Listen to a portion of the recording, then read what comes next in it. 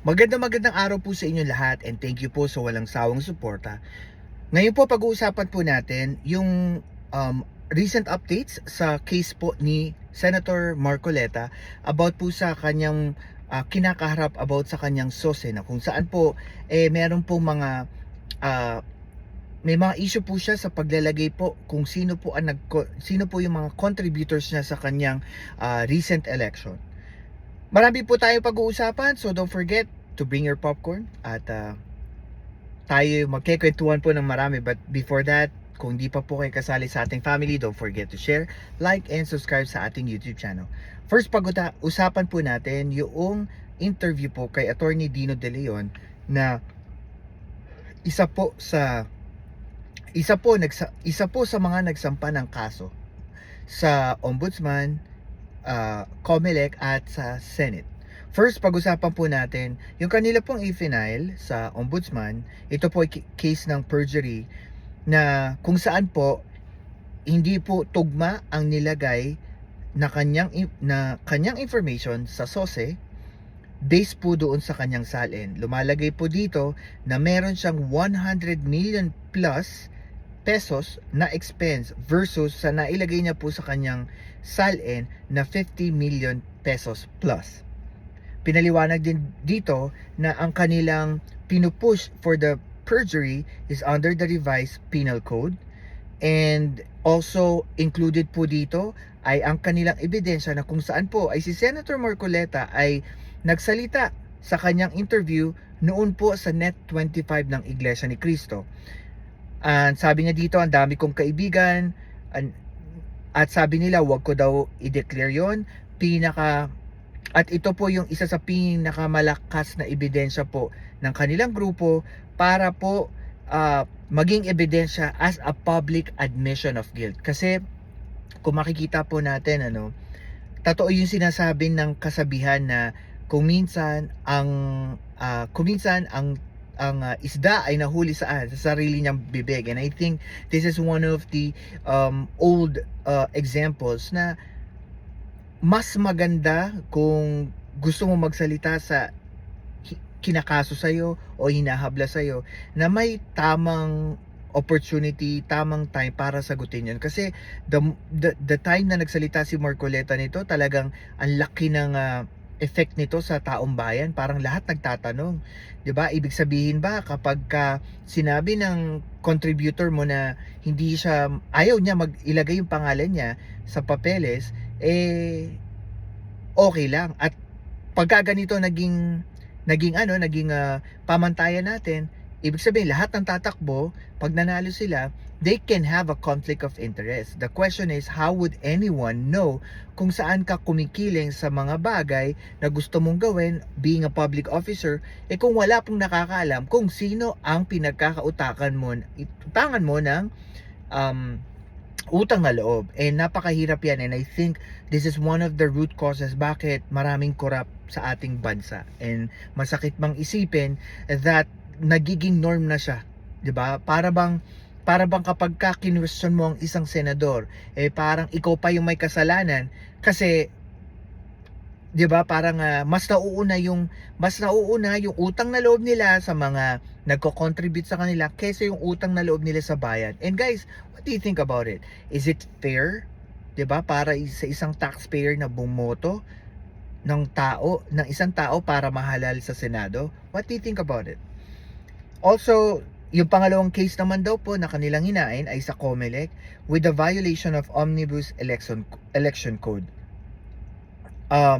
Ang pagkakaalam po ni attorney dito, parang nabigyan na po si Senator Marcoleta ng show cause order to explain what's going on dito po sa SOSE niya. Tinanong din po siya kung ito po ba isang example ng forum shopping. Kumbaga kasi ang paliwanag niya po dito, ang forum shopping kasi is yung naghahanap ka ng quorum or parang court kung saan ka mag-file ng mga cases na ikaw ay naghahangad ng same relief or basis sa gusto mong aksyon na mangyari dito sa mga kaso na to. And sabi ni attorney, hindi. Kasi yung final nila sa ombudsman is for perjury. Sa COMELEC naman po is Omnibus Election Code violation. And also, meron din silang final sa Senate, which is ethics complaint naman. And sabi dito ni attorney, they're planning to submit those cases this coming Tuesday. So, hopefully, masabit nila yon. But the question is, kikilos kaya ang Senado? Kasi, alam nyo po yung nangyari kay Senator Cheese. Marami po nagtataka bakit ngayon hindi pa rin siya maayos. Wala pa rin tumatakbo sa proseso, 'di ba? Yun din, hindi natin naririnig yun. Pero po, parang nagsalita si Senator J.V. Ejercito na hindi niya pababayaan. They will start investigating about it. Pero, syempre, nagdadalawang isip pa rin ako kasi ako po, I'm more into actions versus words. Yes, they can say everything on media, pero po kung hindi natin nakikita yung totoo, yung totoong action from the Senate body itself, para sa akin, there's really no reason at all to even believe what they're saying, 'di ba? And knowing that Senator Cheese Escudero is a former Senate President. So, ang hirap kalkulahin kung totoo ba yung sinasabi nila or hindi. Pinaliwanag niya rin dito yung about sa perjury or yung pagsisinungaling. Meron po itong 1 to 6 years of jail because it is, sabi dito parang criminal case. And yung final nila sa ombudsman then is also they're seeking for a perpetual or absolute disqualification. Talagang mabigat po talaga yung nagawa ni Senator Marcoleta. And para sa akin, malaking issue ito kasi this is where everything ends. Dito mo na masasabi na talagang may corruption ang isang senador kasi pag hindi mo nilagay yung mga nag-contribute nung election sa'yo, syempre the conflict of interest is already there. Kahit aminin mo man o hindi, 'di ba? Pag hindi ka naging transparent sa taong bayan kung saan nanggagaling yung gastos mo at saka yung pera mo nung election, napakahirap i-trace, 'di ba? Especially you are a lawmaker, gumagawa ka ng batas. Paano yung gawin mong batas somehow would benefit one group, 'di ba? And then the other group would suffer. And everything is all because of the contribution na nakuha mo ng election. So, that's a big deal for me. Sa ano naman po, sa COMELEC, pinaliwanag niya dito that there is a COMELEC resolution na number 991 kung saan po that bago daw po umupo ang isang nahalal na kandidato sa kahit anong government offices, kailangan po, they need to pass yung SOSE. Ang problema kay Senator Marcoleta, una siya po yung nagsinungaling on the national TV. Second, wala po siya, literal, wala daw po siya nilagay na kahit sinong contributions o kahit sinong contributor or anong contributions ang kanilang naibigay. So it's mysterious na pwede mong gawin yon, and knowing that Attorney Marcoleta is not only a senator and attorney din, so imposibleng hindi niya alam na sasabog ito, 'di ba? Ang isa din sa paliwanag ni Marcoleta, corrections lang daw yon, pwede naman parang pwede daw i-correct. Ang paliwanag ni Attorney Dino dito is that ang corrections po sa SOSE ay ginagawa kapag may clerical error. Ang problema kay Senator Marcoleta, deliberate niya pong hindi inilagay yung contributions na nakuha niya nung eleksyon. Kaya kung makikita po natin, paliwanag din ni attorney na hindi ito yung aksidente kaya nangyari. Kumbaga, talagang pinilit mo na lang talagang mangyari siya. At ang masakit nito is that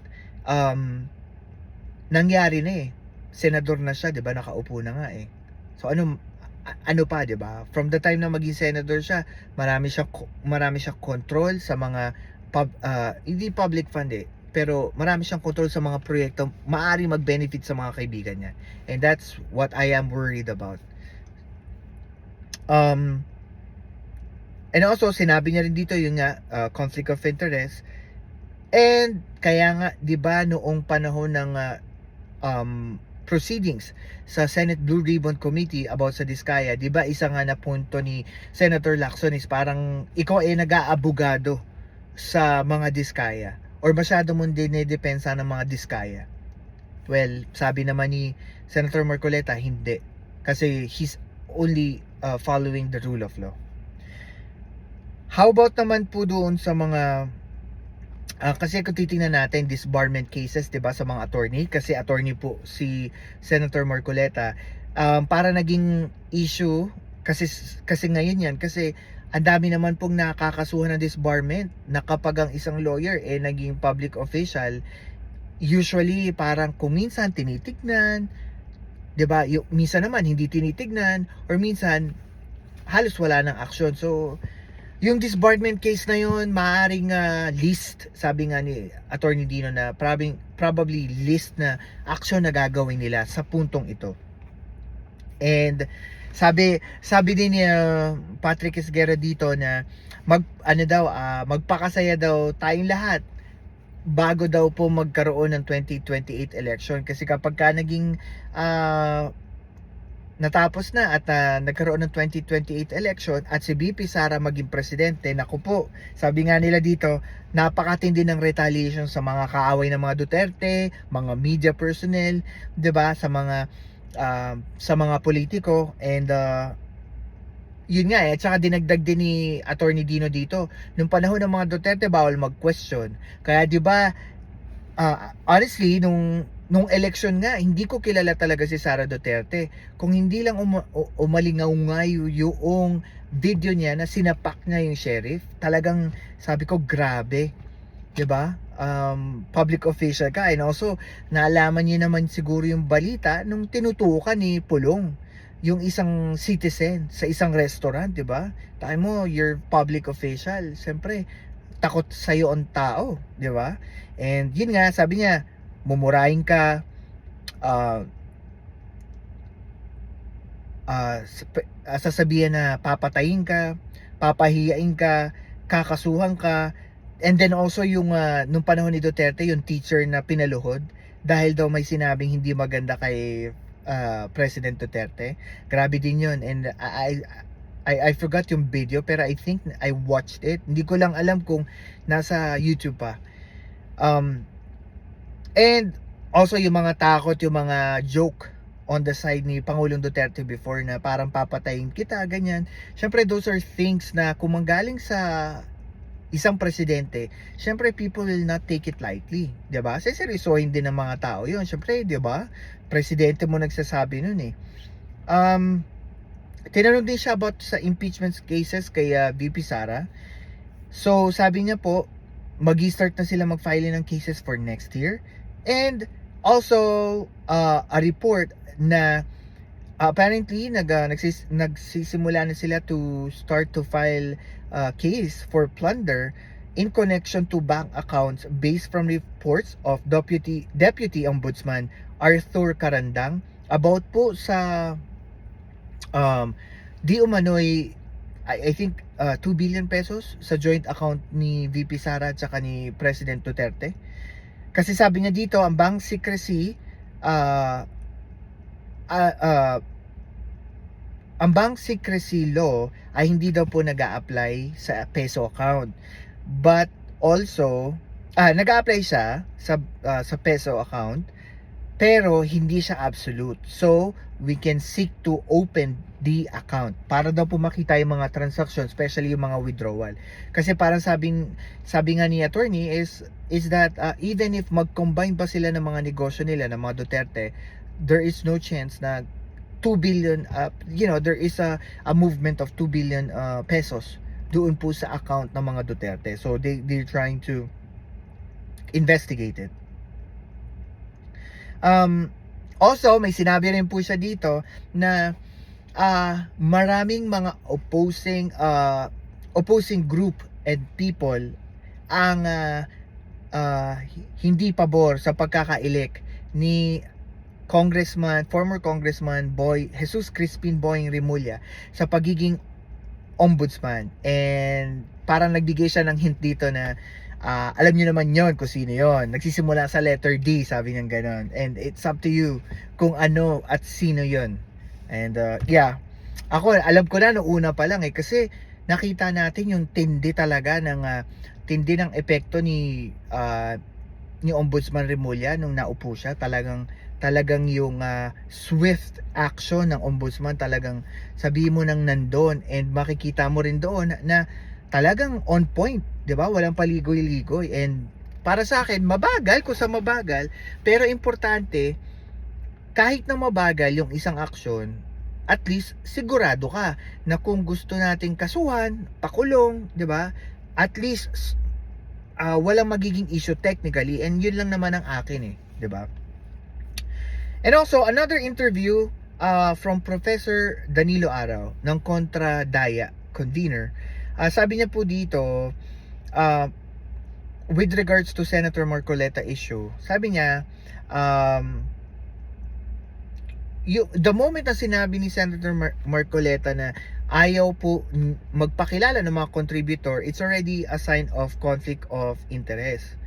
Kasi hindi natin alam kung saan siya kikiling. Second, sino pa talaga ang contributor siya? Kasi maaaring ang contributor siya kasi wala naman nakakalam kung sino.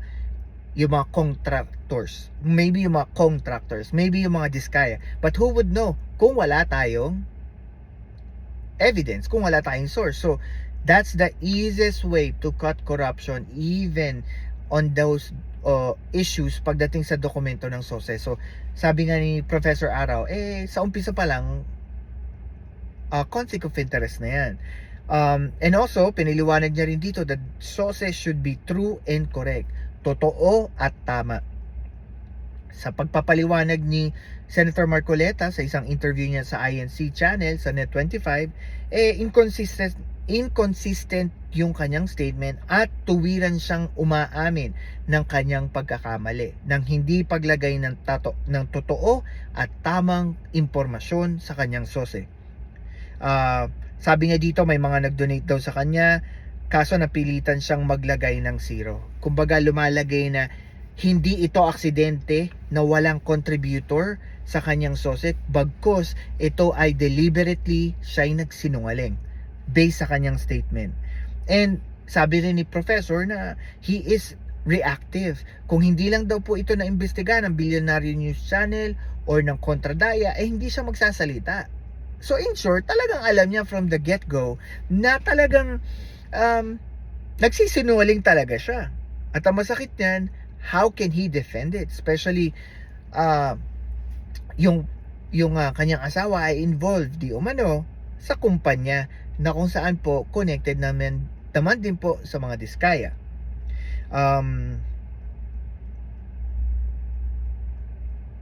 And punta tayo sa Billionaire News Channel investigation. Ito po sa investigation na to, nakakagulat kasi hindi ko po alam ito at first, pero nung nakita ko to, I was amazed kasi po ang sabi daw po dito, meron daw pong koneksyon ang asawa ni Marcoleta na si Mrs. Edna Marcoleta sa mga diskaya. Ito po in connection with the insurance company. Ito pong Stronghold Insurance, si Mrs. Marcoleta po, ang asawa ni Senator Marcoleta, ay naging chairman at director nung company noong 2025. Also, noong 2023, naging board of director naman siya ng Milestone Guarantee and Assurance Corporation. At siya din po ay isang Congressional Spouses Foundation Incorporated member, or I think she have a position. Tapos, noong panahon po ng September 20, 2024, naglabas po ng retention money bond or surety bond ng 19.29 million pesos sa Elite General Contractor and Development Corporation, which is owned by the Diskaya, sa proyekto na kung saan po ito po ay nagkakalaga ng 192.996 million pesos. Ito po ay flood management project sa Road Dike along mag-asawang Tubig River, Sitio Dique, Barangay Apitong Section, Nauan Oriental, Mindoro. As per confirmation ng team ni Senator Lacson, lumalabas po na sa DPWH website, ito po ay completed, pero po when they inspect the place, wala naman pong construction. So it's a what we call ghost project. So kaya parang kung maalala nyo po yung video before na nagtrending din po yun, nung nagsagutan po si Senator Lacson at saka si Senator Marcoleta na parang bakit dinedepensahan mo masyadong Diskaya. And I remember that, pinanood ko nga po ulit yung video na yun kasi doon mo makikita, no, bakit ba masyado nga niya naman dinedepensahan kahit ikaw mapapaisip ka eh. And also, balik tayo backward tayo ng konti. Yung denied request ng mga Diskaya for them to be a state witness. Sabi po ni Senate President Soto dito, ang rason bakit niya dininay yung request is first is importante muna ma-return muna lahat ng mga ninakaw ng mga Diskaya. And what he heard is that from the camera nang nag-i-investigate sila, nagsimula pala tong business niya from the Arroyo administration. So parang sinasabi niya, dapat ibalik muna nila yung mga nanakaw niya.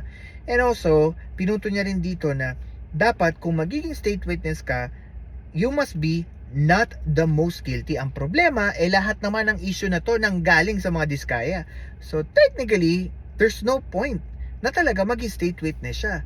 'Di ba? And also, kinestyon din ni Senate President that time kung lahat daw ba ng mga sinabing testimonya ng mga Diskaya ay kumpleto na.